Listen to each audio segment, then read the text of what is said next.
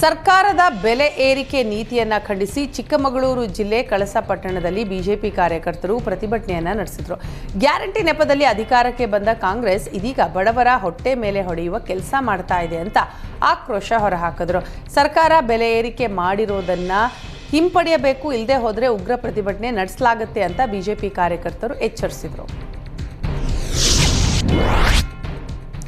ಬಡ ರೈತನ ಕುಟುಂಬದ ಮೇಲೆ ಶಾಸಕ ಪ್ರಕಾಶ್ ಕೋಳಿವಾಡ ದೌರ್ಜನ್ಯ ಎಸಗಿದ ಆರೋಪ ಈಗ ಕೇಳಿಬಂದಿದೆ. ಗ್ರಾಮ ಪಂಚಾಯಿತಿ ಹೊಸ ಕಟ್ಟಡ ನಿರ್ಮಾಣ ವಿಚಾರವಾಗಿ ರೈತನ ಕುಟುಂಬದ ಮೇಲೆ ದೌರ್ಜನ್ಯ ಮಾಡಿದ್ದಾರೆ ಅಂತ ಆರೋಪ ಮಾಡಿದ್ದಾರೆ.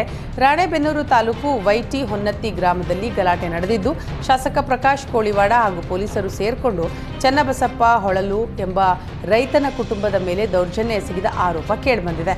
ಚನ್ನಬಸಪ್ಪ ಹೊಳಲು ಎಂಬುವವರ ಜಮೀನಿನಲ್ಲಿ 3 ಗುಂಟೆ ಜಾಗ ಭೂಸ್ವಾಧೀನಪಡಿಸಿಕೊಂಡು ಹೊಸ ಗ್ರಾಮ ಪಂಚಾಯಿತಿ ಕಟ್ಟಡ ನಿರ್ಮಾಣ ಮಾಡಲು ಹೊರಟಿದ್ದಾರೆ.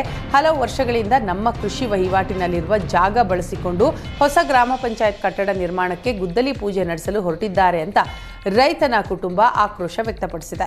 ಜಾಗದ ವಿಚಾರವಾಗಿ ಹೈಕೋರ್ಟ್ನಲ್ಲಿ ವಿಚಾರಣೆ ಬಾಕಿ ಇರುವಾಗಲೇ ಗುದ್ದಲಿ ಪೂಜೆ ನಡೆಸುತ್ತಿದ್ದಾರೆ.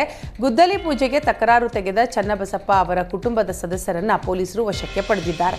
ಇದರ ಹಿಂದೆ ಶಾಸಕ ಪ್ರಕಾಶ್ ಕೋಳಿವಾಡ ಕುಮ್ಮಕ್ಕಿದೆ ಅಂತ ರೈತನ ಕುಟುಂಬ ಆರೋಪಿಸಿದೆ. 2028ಕ್ಕೆ ನಾನೇ ಸಿಎಂ ಎಂದ ಯತ್ನಾಳ್ಗೆ ಕೌಂಟರ್ ಕೊಡಲಾಗಿದೆ. ಶಾಸಕ ವಿಜಯಾನಂದ ಕಾಶಪ್ಪನವರ್ ಕೌಂಟರ್ ಕೊಟ್ಟಿದ್ದಾರೆ. ಯತ್ನಾಳ್ ಮತ್ತೆ ಗೆಲ್ತೀನಿ ಅನ್ನೋದು ತಿರುಕನ ಕನಸು. 2028ಕ್ಕೆ ಗೆದ್ದು ವಿಧಾನಸೌಧಕ್ಕಾದರೂ ಬರಲಿ ನೋಡೋಣ ಅಂತ ಬಾಗಲಕೋಟೆ ಜಿಲ್ಲೆಯ ಕೂಡಲ ಸಂಗಮದಲ್ಲಿ ಶಾಸಕ ವಿಜಯಾನಂದ ಕಾಶಪ್ಪನವರ್ ಹೇಳಿಕೆ ಕೊಟ್ಟಿದ್ದಾರೆ. ಯತ್ನಾಳ್ ರದ್ದು ತಿರುಕನ ಕನಸು, ಹಗಲುಗನಸು ಅಂತಾರಲ್ಲ ಹಾಗೆ. ಯತ್ನಾಳ್ ಸಿಎಂ ಆಗೋದಿರಲಿ, ಶಾಸಕನಾಗಿ ಆದರೂ ಗೆದ್ದು ಬರಲಿ ಅಂತ ಪರೋಕ್ಷವಾಗಿ ಕಾಶಪ್ಪನವರ್ ಸವಾಲ್ ಹಾಕಿದ್ದಾರೆ. 2028ಕ್ಕೆ ನಾನೇ ಸಿಎಂ ಅಂತ ಹೇಳಿದ ಯತ್ನಾಳ್ಗೆ ಕೌಂಟರ್ ಕೊಟ್ಟಿದ್ದಾರೆ ಶಾಸಕ ಕಾಶಪ್ಪನವರ್. ಯತ್ನಾಳ್ ಮತ್ತೆ ಗೆಲ್ತೀನಿ ಅನ್ನೋದು ತಿರುಕನ ಕನಸು ಅಂತ ಹೇಳಿದ್ದಾರೆ. ಶ್ರೀರಾಮನವಮಿ ಅಂಗವಾಗಿ ಕೋಲಾರದಲ್ಲಿ ಶ್ರೀರಾಮ ಸೇನೆ ವತಿಯಿಂದ ಶೋಭಾಯಾತ್ರೆ ಹಮ್ಮಿಕೊಳ್ಳಲಾಗಿತ್ತು.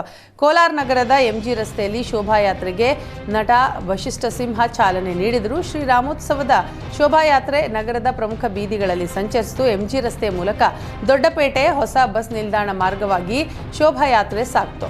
ಈ ಯಾತ್ರೆಯಲ್ಲಿ ಡಿಜೆ ಹಾಗೂ ವಾದ್ಯಕ್ಕೆ ಯುವಕರು ಹುಚ್ಚೆದ್ದು ಕುಣಿದು ಕುಪ್ಪಳಿಸಿದರು. ಇನ್ನು ಯಾತ್ರೆಯಲ್ಲಿ ಹಿಂದೂಪರ ಸಂಘಟನೆಗಳ ಮುಖಂಡರು ಸೇರಿದಂತೆ ನೂರಾರು ಜನ ಭಾಗಿಯಾಗಿದ್ದರು.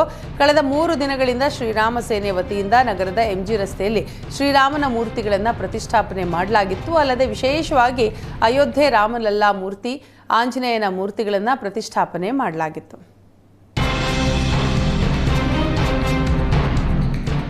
ಬೀದರ್ನಲ್ಲಿ ರಾಮನವಮಿ ಉತ್ಸವ ಹಿನ್ನೆಲೆ ಶೋಭಾಯಾತ್ರೆಯ ಭವ್ಯ ಮೆರವಣಿಗೆ ಹಮ್ಮಿಕೊಳ್ಳಲಾಗಿತ್ತು. ಶೋಭಾಯಾತ್ರೆಯಲ್ಲಿ ಭಾಗಿಯಾದ ಮಾಜಿ ಕೇಂದ್ರ ಸಚಿವ ಭಗವಂತ ಖೂಬಾ ಶ್ರೀರಾಮನ ಹಾಡಿಗೆ ಸ್ಟೆಪ್ಸ್ ಹಾಕಿದ್ರು. ಹನುಮಾನ್ ಮಂದಿರದಿಂದ ಹರಳಯ್ಯ ಚೌಕ್, ಅಂಬೇಡ್ಕರ್ ವೃತ್ತದ ಮಾರ್ಗವಾಗಿ ರಾಮ ಮಂದಿರದವರೆಗೆ ಅದ್ದೂರಿ ಮೆರವಣಿಗೆ ನಡೆಯಿತು. ಶೋಭಾಯಾತ್ರೆಯಲ್ಲಿ ಮಾಜಿ ವಿಧಾನ ಪರಿಷತ್ ಸದಸ್ಯ ರಘುನಾಥರಾವ್ ಮಲ್ಕಾಪುರೆ, ಸೋಮಶೇಖರ ಪಾಟೀಲ್ ಚಿದ್ರಿ ಸೇರಿದಂತೆ ಹಿಂದೂ ಮುಖಂಡರು, ಕಾರ್ಯಕರ್ತರು, ಸಾವಿರಾರು ಸಂಖ್ಯೆಯಲ್ಲಿ ಭಕ್ತರು ಭಾಗಿಯಾದರು.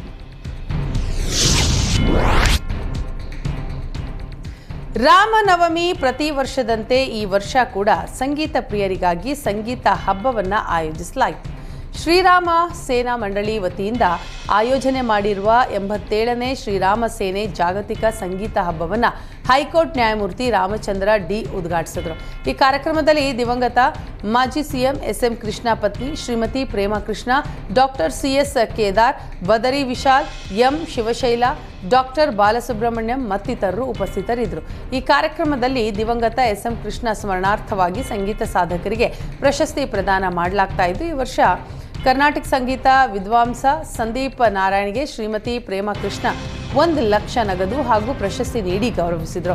ನಗರದ ಚಾಮರಾಜಪೇಟೆಯ ಹಳೆಕೋಟೆ ಮೈದಾನದಲ್ಲಿ 27 ದಿನ ಸಂಗೀತ ಹಬ್ಬ ಕಾರ್ಯಕ್ರಮ ನಡೆಯಲಿದ್ದು, ನಾಡಿನ ಪ್ರಸಿದ್ಧ ಸಂಗೀತ ವಿದ್ವಾಂಸರಾದ ಡಾಕ್ಟರ್ ವಿದ್ಯಾಭೂಷಣ್, ರಂಜಿನಿ ಗಾಯತಿ, ಶಿವಶ್ರೀ, ಸ್ಕಂದಪ್ರಸಾದ್, ತೇಜಸ್ವಿ ಸೂರ್ಯ, ನೀಲಾದ್ರಿ ಕುಮಾರ್, ಸಿತಾರಿಸ್ಟ್ ಶಾಹಿದ್ ಪರ್ವೇಜ್ ಸೇರಿದಂತೆ ಮತ್ತಿತರರು ಸಂಗೀತ ಸುದೆ ಹರಿಸಲಿದ್ದಾರೆ.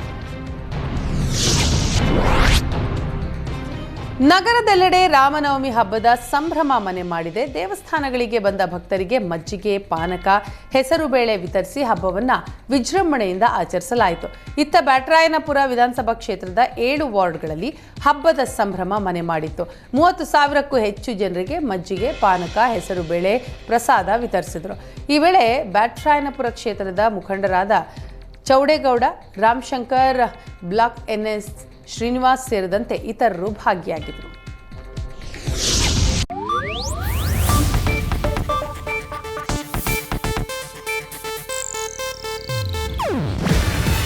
ಇದು ಏಷ್ಯಾನೆಟ್ ನ್ಯೂಸ್ ನೆಟ್ವರ್ಕ್ ಪ್ರಸ್ತುತಿ. ನೀವು ನೋಡ್ತಿದ್ದೀರಾ ಏಷ್ಯಾನೆಟ್ ಸುವರ್ಣ ನ್ಯೂಸ್.